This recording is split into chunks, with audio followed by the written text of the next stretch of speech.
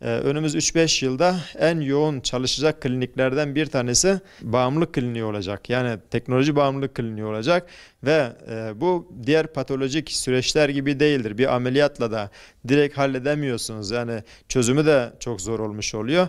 O zaman çocukluktan itibaren anne babalar çocuklarına vakit ayırması gerekiyor. Birlikte zeka oyunları oynaması gerekiyor.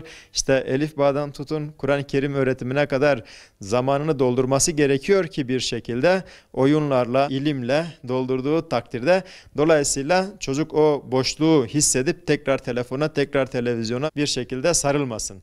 Yani onlara maruz kalmasın. Pedagojinin önemli bir yönüdür bu.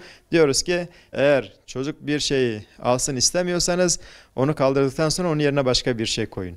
O zaman biz teknoloji bağımlılığını önlemenin yolu olarak diyoruz. Ne yapacağız? Elindeki o telefonu aldığımızda bir oyuncağa verebilmeliyiz.